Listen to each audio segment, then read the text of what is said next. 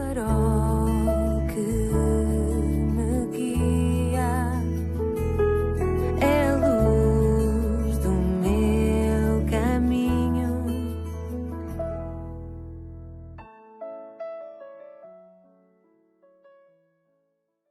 Bem-vindo à 315ª edição do programa Pedindo Luz. O tema hoje é recusa incompreensível.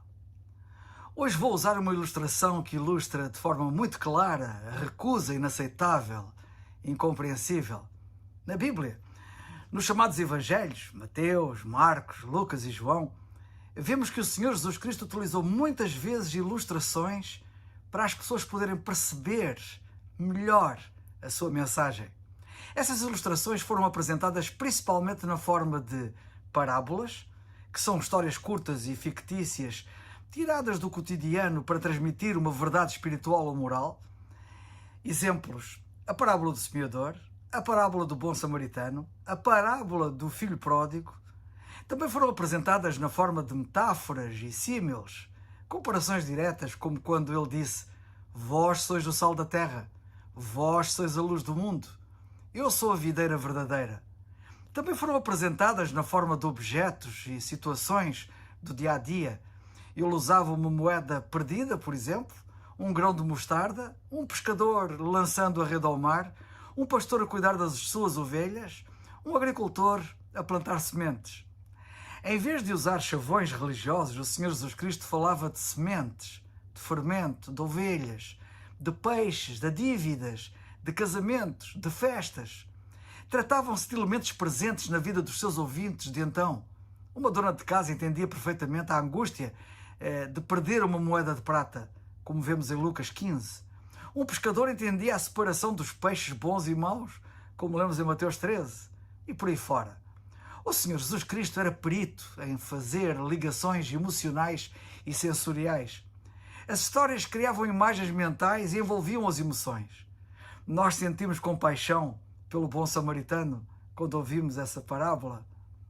Alegria pelo pastor que encontra a ovelha perdida e tristeza pelo pai que vê o filho partir. Essa ligação emocional fixava o ensino na memória e no coração.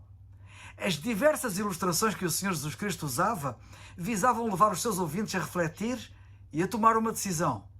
As parábolas não eram apenas histórias informativas, histórias bonitas, eram redes que capturavam a mente e o coração. Muitas vezes o Senhor Jesus Cristo contava uma história que aparentemente não tinha ligação direta com o ouvinte, mas no fim a pessoa via-se dentro da narrativa. Temos um exemplo disto na Bíblia, na experiência do rei David. O exemplo clássico é quando o profeta Natã quis confrontar o rei David por causa do seu pecado com Batseba e Urias.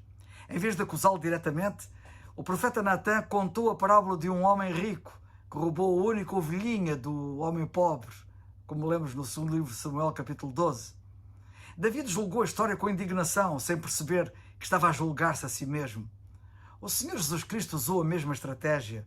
O ouvinte era levado a fazer um juízo sobre a história e, ao fazê-lo, revelava o seu próprio coração, vendo-se confrontado com a verdade.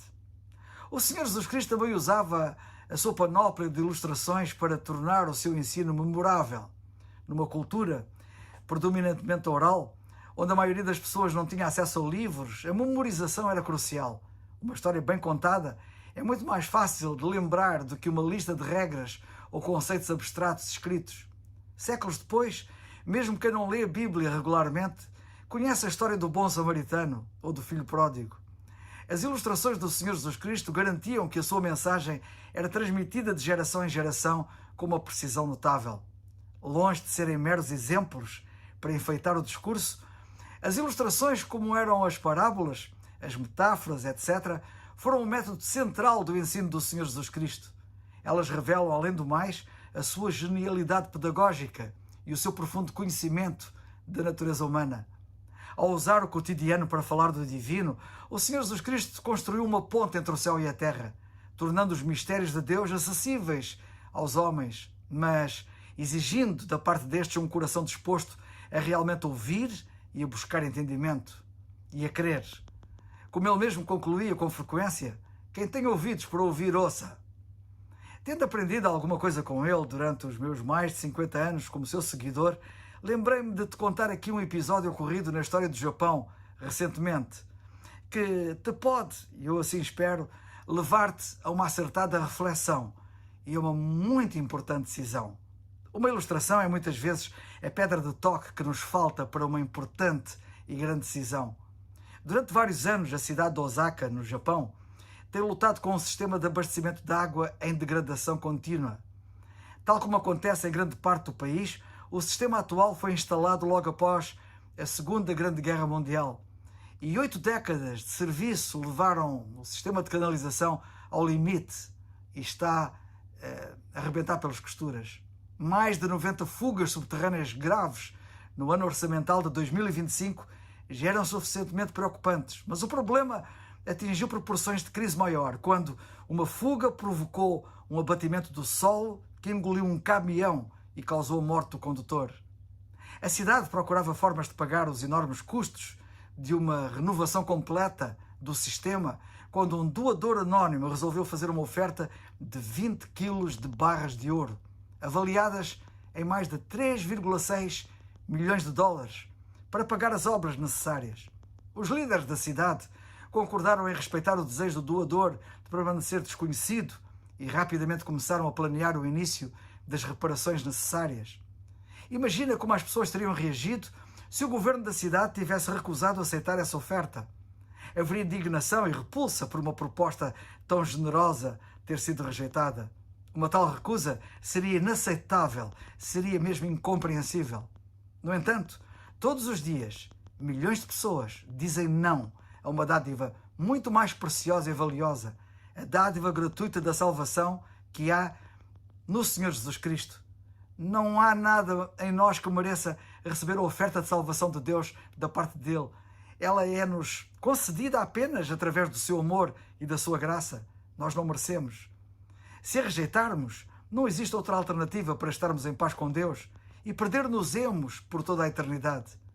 O Senhor Jesus Cristo deixou claro que Ele é a única esperança de salvação, o único caminho para Deus e a salvação eterna. A própria Bíblia diz que em nenhum outro há salvação, porque também debaixo do céu nenhum outro nome há dado entre os homens pelo qual devamos ser salvos. Deus quer que todos se salvem, que ninguém se perca, mas isso depende das pessoas crerem em Cristo como seu único e suficiente Salvador. O que vais fazer? Não a recuses, pois isso seria incompreensível e totalmente inaceitável. A Bíblia diz: crê no Senhor Jesus Cristo e serás salvo. Atos 16:31. É o farol